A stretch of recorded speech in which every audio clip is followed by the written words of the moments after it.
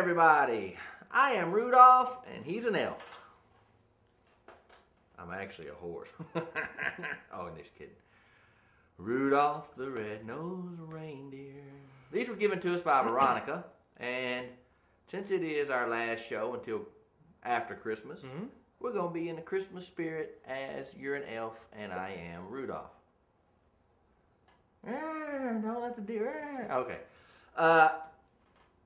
We were going through what Stephanie was going through producing our show today. But before we go any further,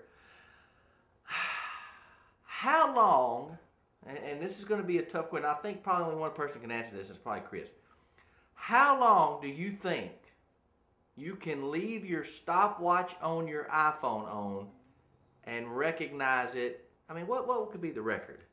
Probably, if I had to guess. Let's guess.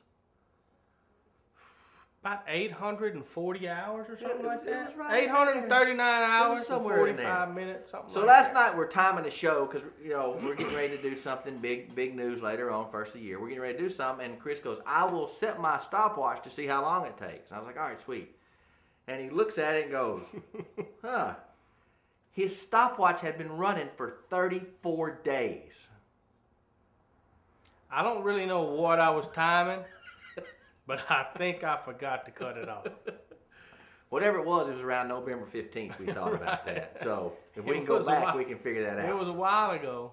Now, this will be best for you because, I enjoy having all this computer stuff, but I really don't get into it.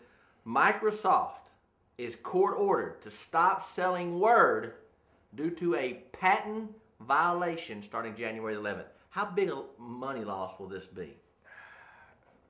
I mean, it won't be that bad because whoever's patent that they took it from, they will pay to get the rights to it. Yeah, that's what I was thinking. Somebody came up with the idea of Word at some point. To your mother. Patented it. Word to your mother.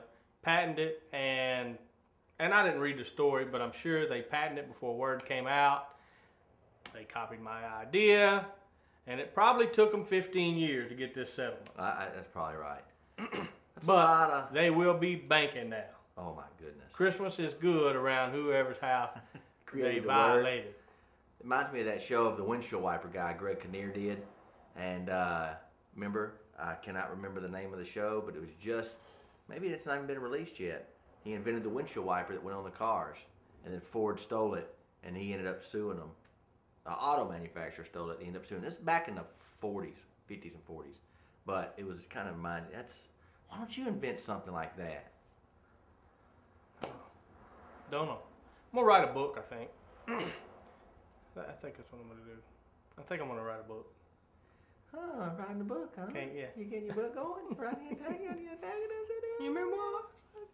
All right. Boston woman calls the policeman at 2:30 in the morning. Ridiculous. In the morning, yeah. It must have been a heck of something going on. It seems like it was. When you call 911 at 2:30 in the morning as a woman, there's something going on. What was going on?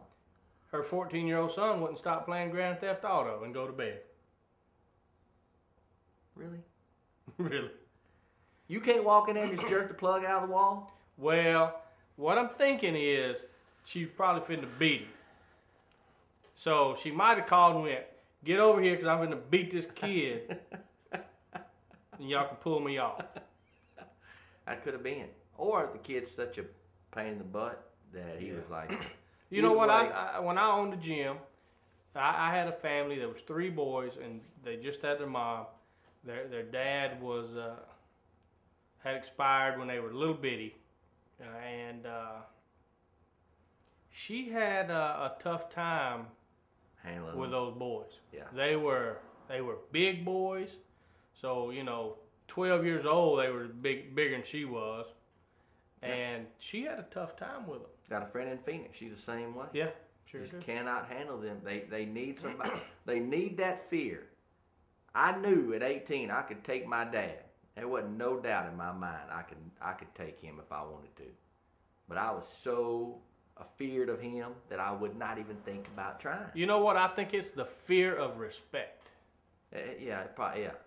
But then again, as a dad, ain't no way I don't care how frail you are, that your son is gonna get you like that. You know what I mean? It's just something that I think you would be so enraged that your dad might have killed you. He probably would choke me. Didn't he punch you in the chest or something one time? No, he did my ears. Oh no, that was Gerald's dad that punched you in the chest. Gerald's dad, yeah. My dad gave me the. I pulled out the line at 18. I'd been out, and I got in. Had to be in at 12. When my dad said 12, it meant 12. And I got in. It was 12:03, and I had got up to get me some tea.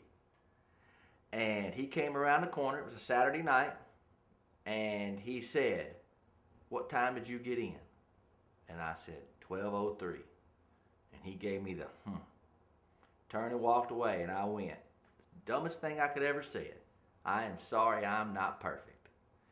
And as I finished that last perfect, he spun around and commenced to slap up with me like that. That's all I heard. And banging my head on the wall. Now, I have no idea what he said, because it sounded. And his last deal, when he let me go, he said, "I will see you in church at Sunday school in the morning." And I said, "Yes, sir." And I stood there like, yeah.